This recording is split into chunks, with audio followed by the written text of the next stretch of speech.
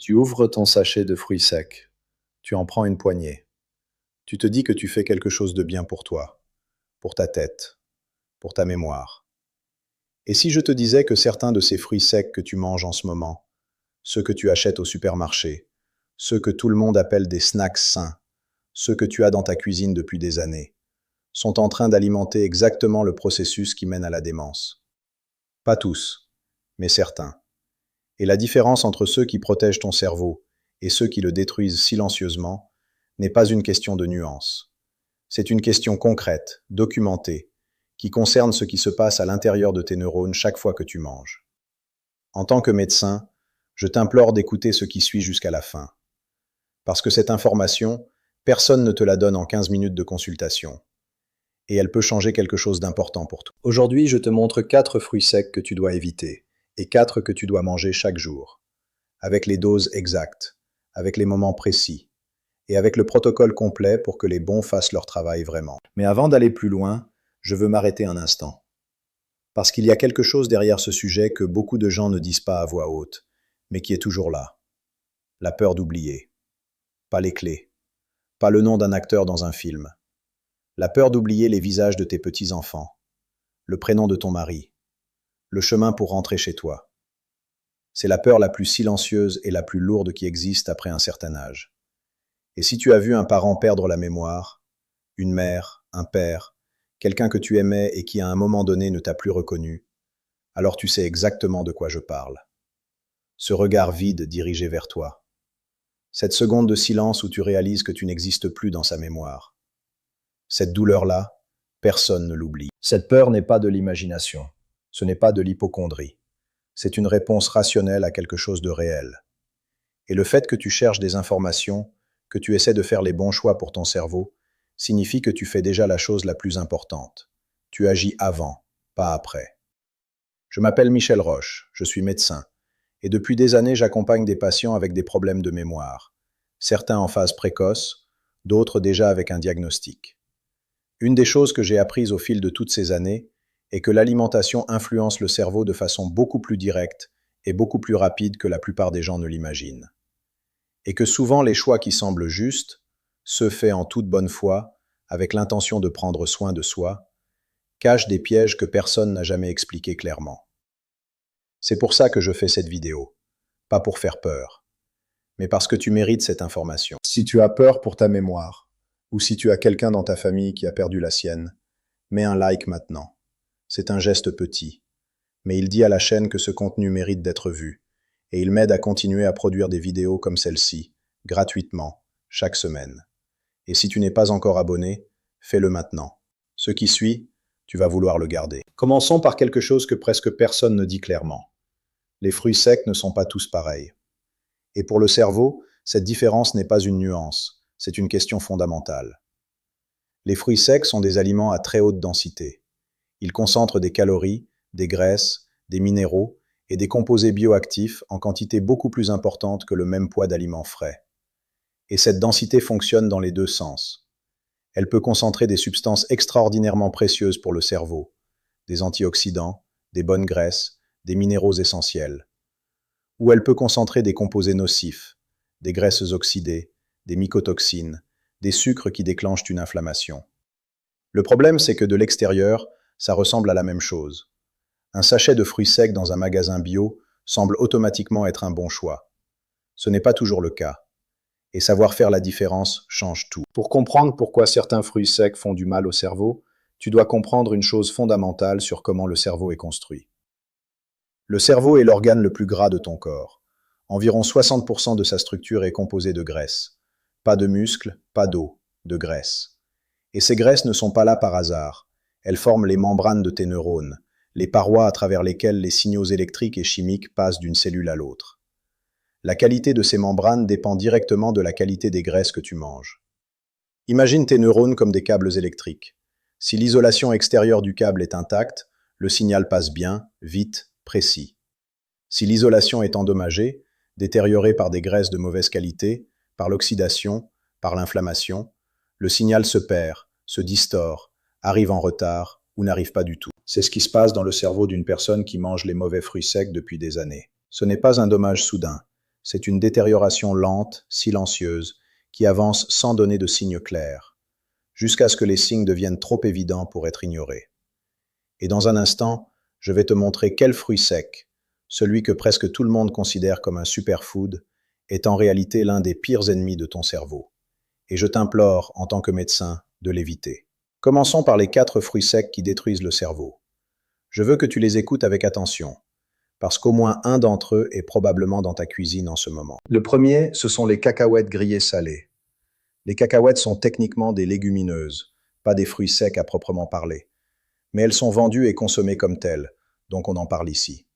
Le problème n'est pas la cacahuète en elle-même. Le problème, c'est ce qui se passe quand elle est grillée à haute température et recouverte de sel. La torréfaction oxyde les graisses contenues dans la cacahuète. Et les graisses oxydées, quand elles arrivent dans le cerveau, endommagent les membranes neuronales au lieu de les nourrir. Mais il y a un deuxième problème, encore moins connu. Les cacahuètes sont particulièrement susceptibles à une moisissure appelée Aspergillus flavus, qui produit des aflatoxines, des composés toxiques pour le foie et pour le système nerveux central. Dans les cacahuètes emballées de mauvaise qualité, ces aflatoxines peuvent être présentes en quantité significative. Ajoute le sodium en excès, qui en grande quantité interfère avec la circulation cérébrale. Et tu as un snack qui semble innocent, mais qui travaille contre ton cerveau chaque fois que tu le manges. En tant que médecin, c'est le premier fruit sec dont je te demande d'éliminer la version grillée salée de ta vie. Le deuxième, ce sont les noix de cajou grillées en sachet.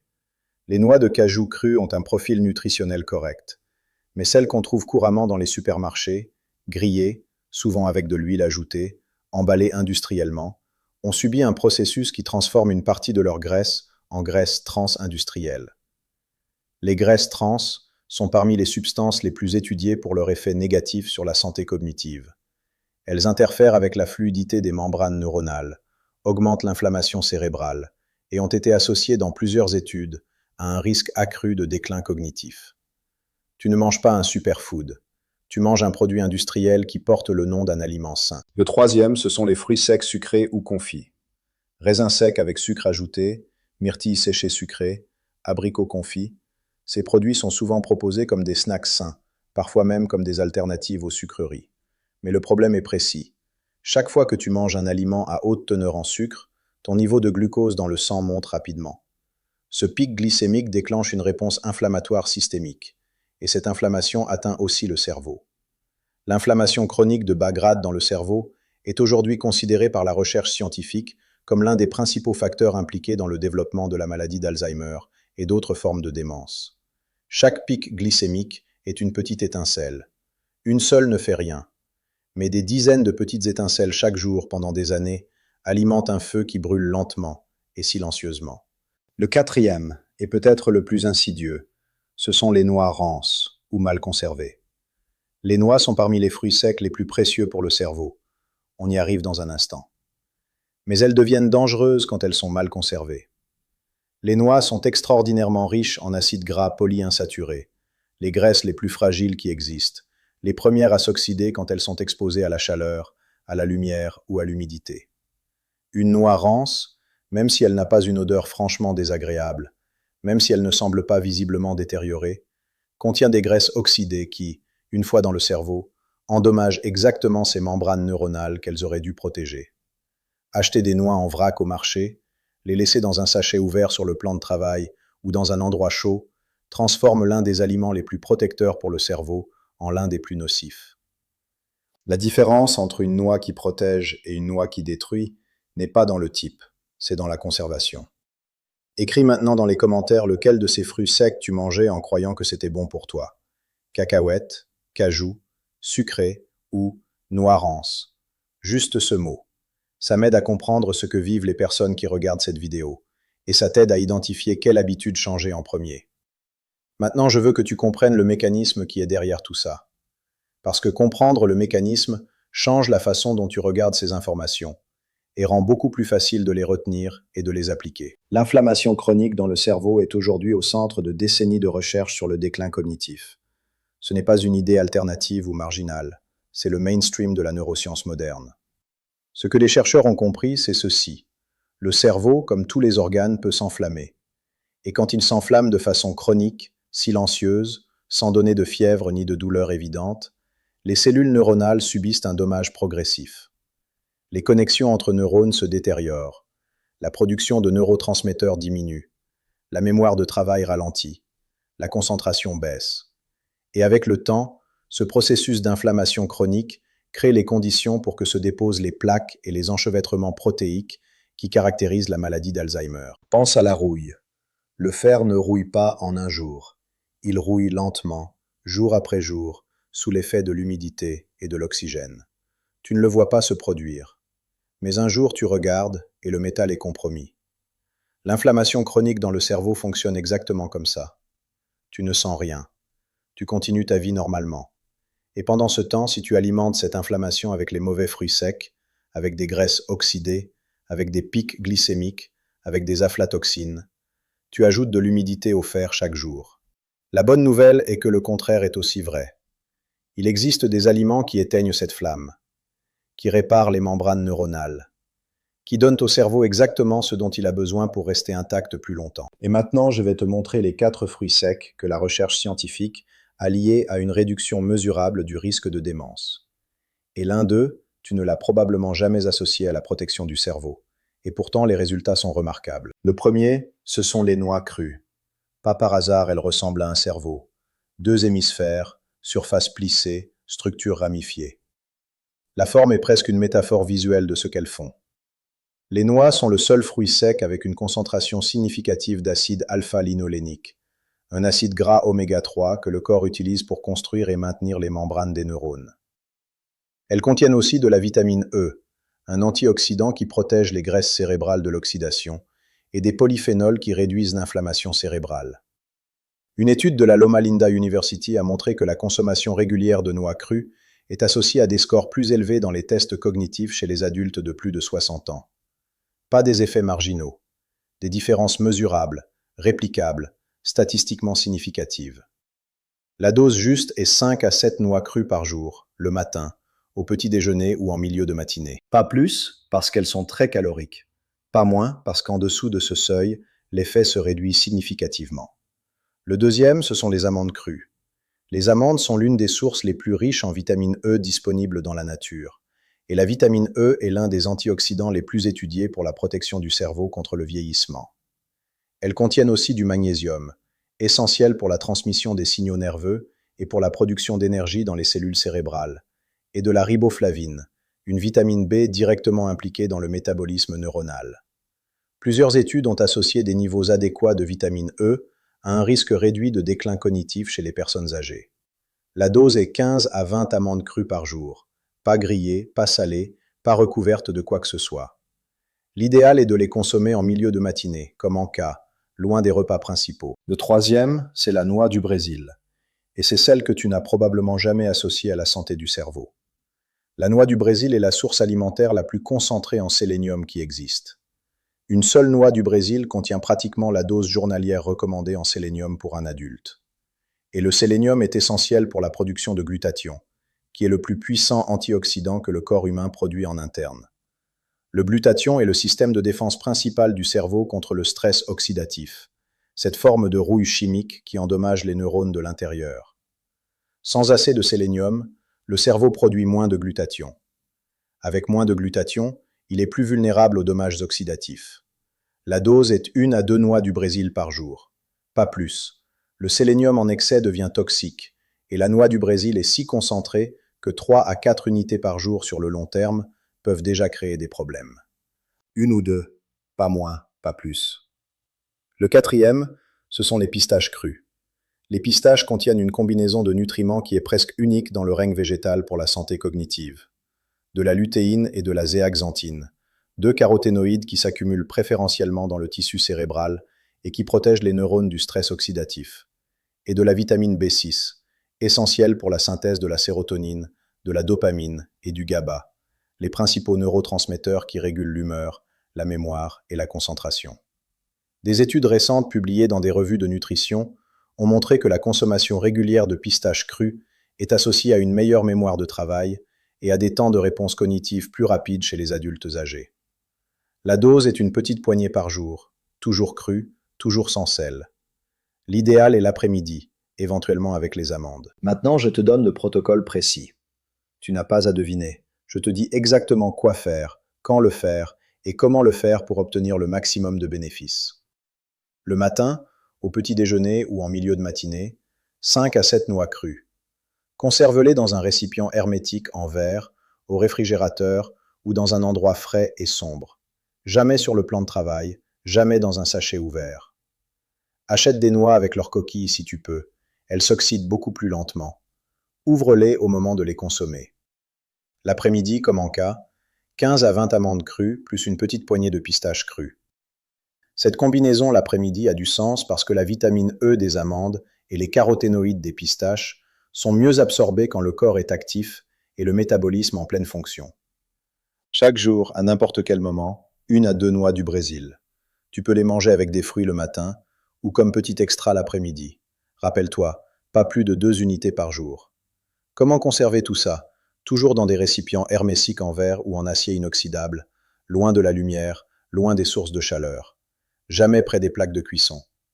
Si tu achètes en grande quantité, conserve le surplus au réfrigérateur. Les fruits secs se détériorent beaucoup plus rapidement que les gens ne le pensent. Et un fruit sec rance, comme on l'a vu, n'est pas neutre. Il est activement nocif. Il y a aussi des erreurs courantes qui annulent complètement le bénéfice de ces 4 bons fruits secs, et je veux que tu les connaisses. La première erreur est de les griller à la maison à haute température. Je comprends la tentation. Les noix grillées ont plus de goût. Mais la torréfaction oxyde les acides gras polyinsaturés et dégrade la vitamine E. Si tu veux un minimum de chaleur, torréfaction très légère à basse température pendant très peu de temps. Mais le cru reste toujours le meilleur choix pour le cerveau. La deuxième erreur est de les manger avec du sucre ou du miel. Ajouter du miel aux amandes ou manger les noix avec des fruits secs sucrés annule le bénéfice anti-inflammatoire parce que le pic glycémique généré par le sucre déclenche exactement cette réponse inflammatoire que les fruits secs devraient contrecarrer.